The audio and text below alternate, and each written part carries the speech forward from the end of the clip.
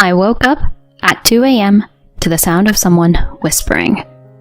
It sounded like my husband and daughter talking. Curious about what they were discussing, I pretended to be asleep and listened in. We'll put this in Mom's breakfast tomorrow. It's medicine to make her feel better. Really? Will it make Mom feel better? Of course. I was shocked to hear their conversation.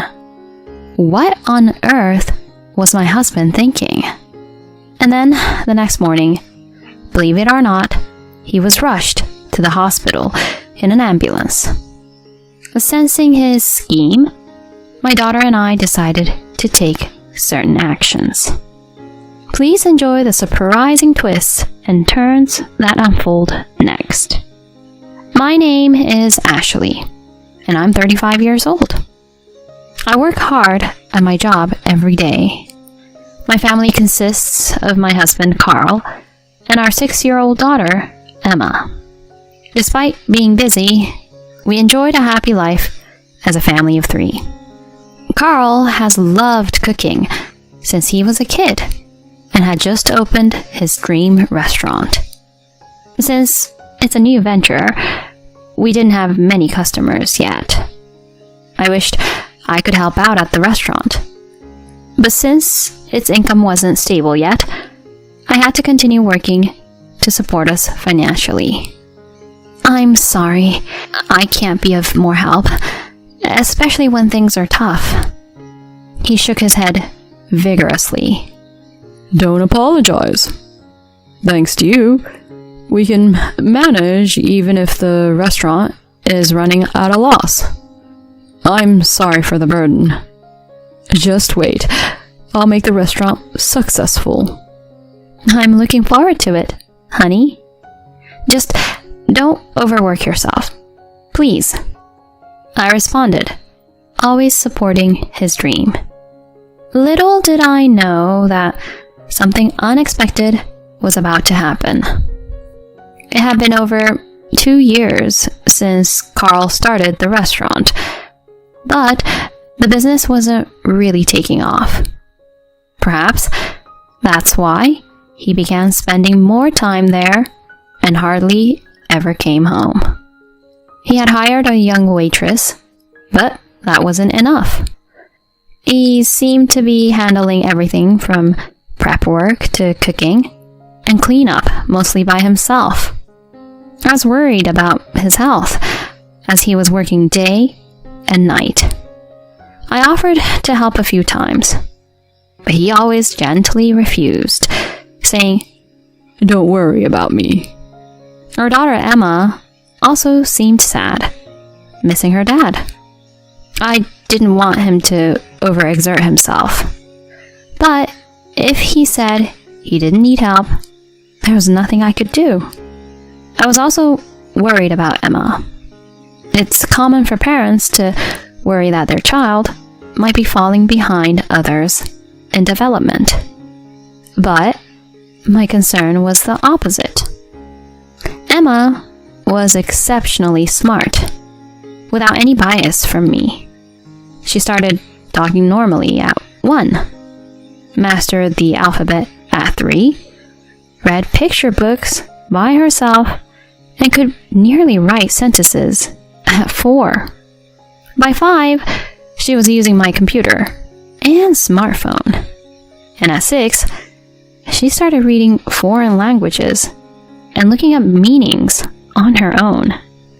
To my husband, who rarely saw her, she just seemed like a normal child, unaware of her abilities. But I worried that her intelligence might be used for something bad. That's why I had told her not to show off her smarts too much outside. I thought about discussing her with Carl, but decided against it, not wanting to bother him in his busy state. This decision would later prove to be the right one. One day, my office unexpectedly closed due to a minor fire in another company on a different floor of our building. The sprinklers went off, soaking everything. Water even started leaking into our office. We had to move important documents and cover computers, resulting in a big commotion. Apparently, the fire was caused by a forgotten cigarette by an employee upstairs. What a nuisance for us.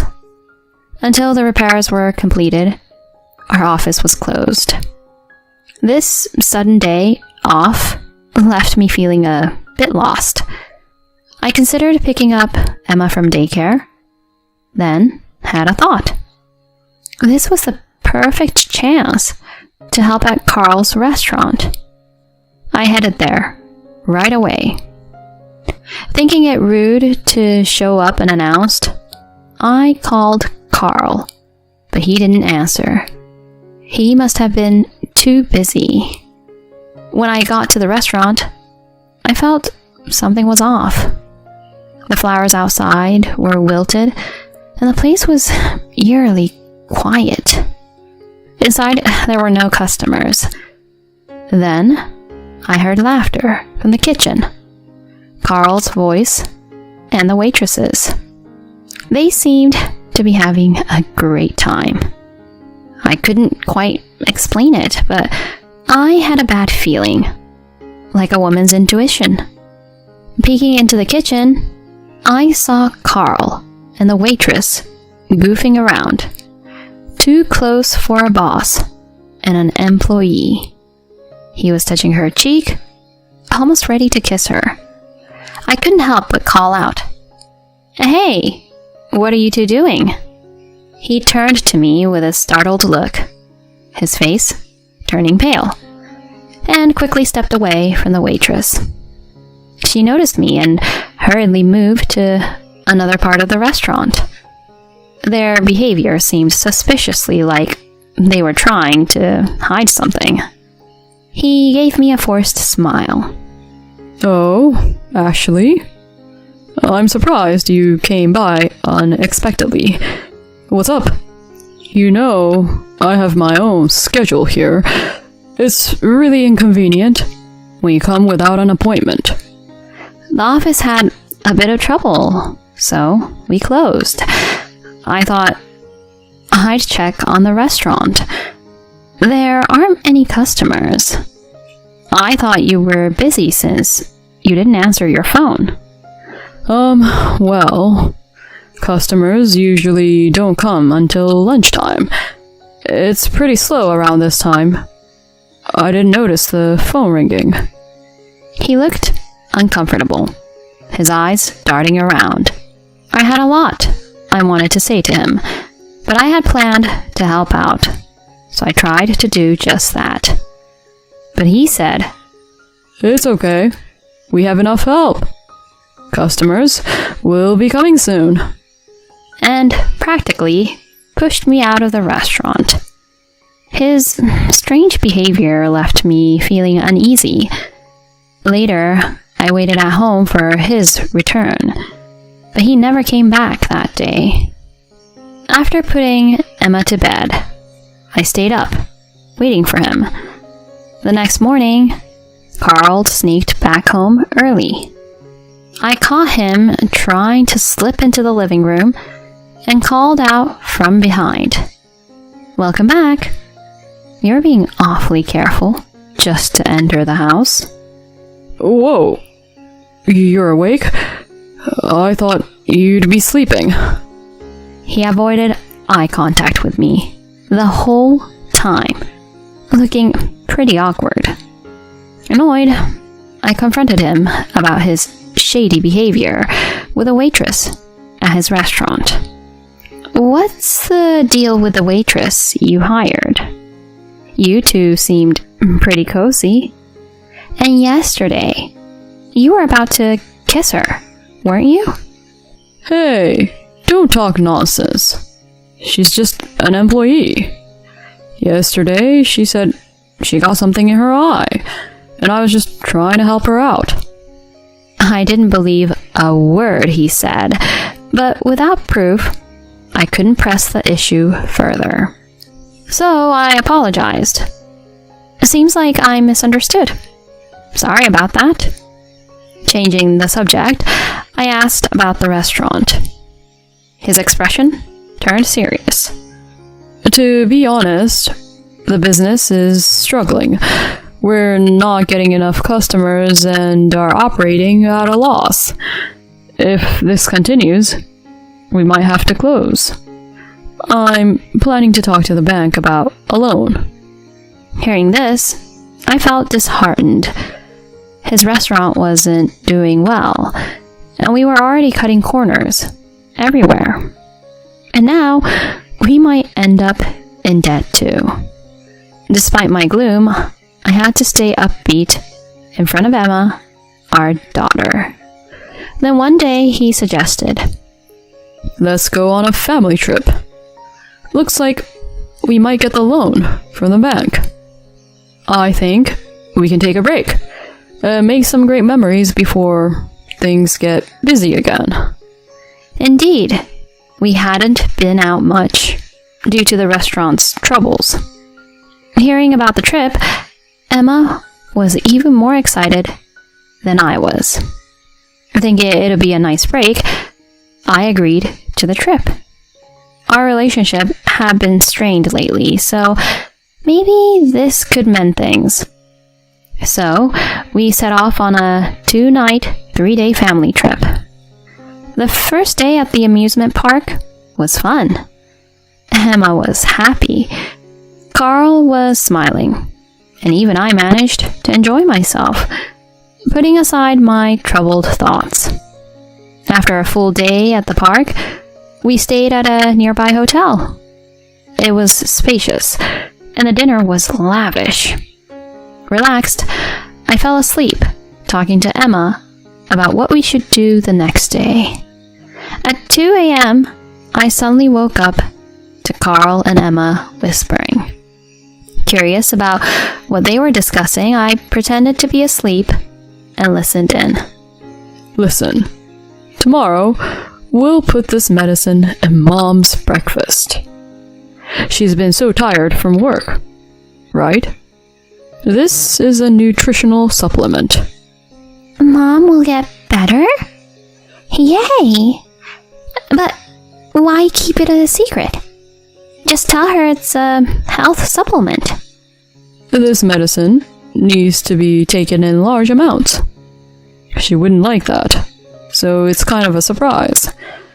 She'll be happier if it seems like a gift from you. Once she's better, we'll tell her it's a health supplement. Their suspicious conversation made me tense. Any health supplement that needs to be hidden doesn't sound legitimate. What was he planning? Pretending to sleep, I heard his snores. Then Emma whispered, Mom, you're awake, right? Confused, I sat up. She handed me something. I want you to see this. Through her, I learned about his scheme. He had betrayed us. That jerk. The next morning, we began eating the fancy breakfast prepared in our room. Despite its delicious appearance, I couldn't taste much due to my nerves. Emma happily munched on her bread, exclaiming, This is so good! Carl smirked as he watched me eat. What's up? I asked. He just smiled, saying, Nothing. He probably thought his plan was working. Just you wait. About 15 minutes later, he suddenly started suffering. He foamed at the mouth, writhing on the floor, scratching his chest. He collapsed. I called for help, saying, My husband has collapsed. An ambulance rushed him to the hospital, where a stomach wash saved him. The doctor said he had ingested a certain drug, meant for animals, not humans. The doctor wondered where he had gotten it. Later, in his hospital room, Carl looked utterly confused. Ashley, aren't you feeling sick or nauseous? No, I'm perfectly fine. How can that be? Emma, what happened to our agreement? Carl, now desperate, confronted Emma. He couldn't even bother coming up with excuses in his state. She smiled sweetly and said, Mom's full of energy, so she didn't need the supplement. I put it in your food instead. But you lied, Dad. Instead of getting better, you ended up here. What? He was shocked. She knew from the start that the supplement wasn't really for nutrition. I managed to figure out that the pills weren't for humans, but I didn't know exactly what they were. On a hunch, I slipped them into Carl's food. And Dad, you were lying to me and Mom. I checked your phone while you were sleeping and found lots of pictures of you with some woman I don't know. That night, she had handed me Carl's cell phone. She'd figured out his password from his notes. The phone was full of pictures of him and his mistress, some in their underwear, others hugging tightly. There was no denying it. He had been cheating with the waitress at his restaurant. Just a colleague. Huh. To make matters worse, he had been discussing with his mistress over email about how to get rid of me and cash in on my life insurance. Emma knew all about it. He stared at her in disbelief.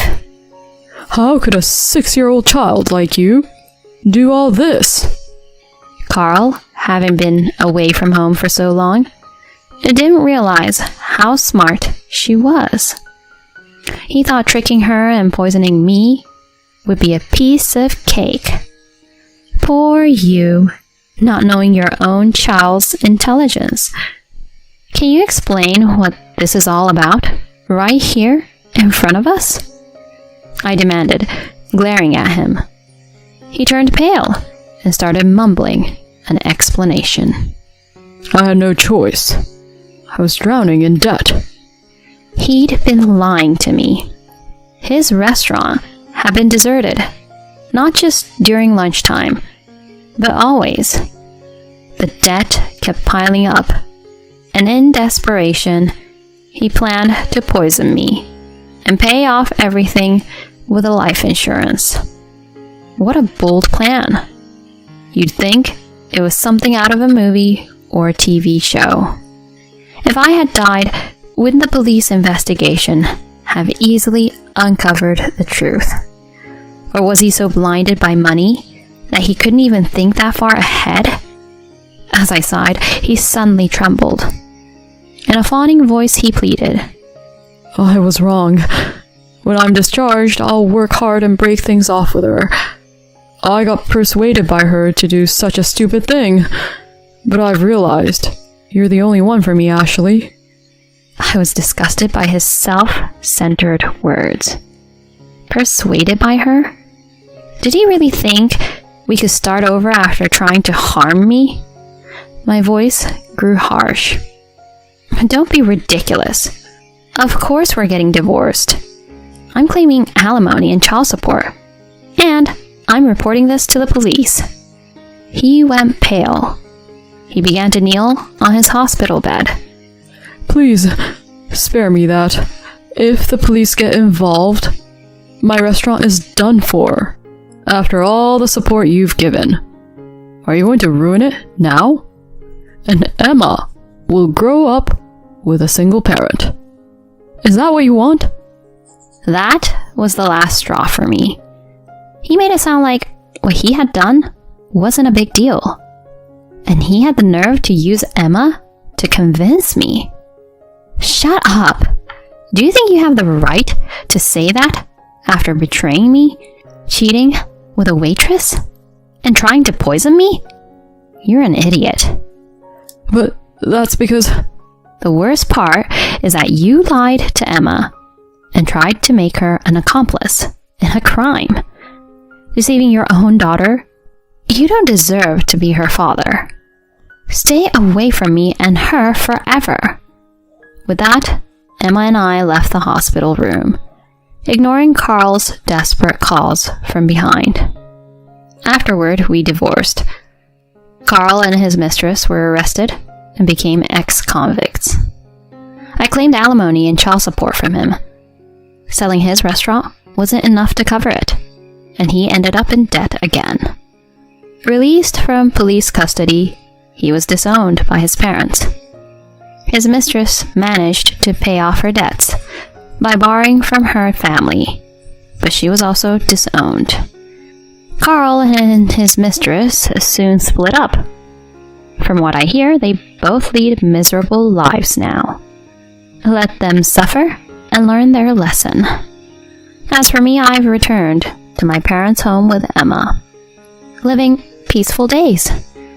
Emma, being so intelligent, might face more challenges than other kids, but I'll be there for her, supporting and watching her grow.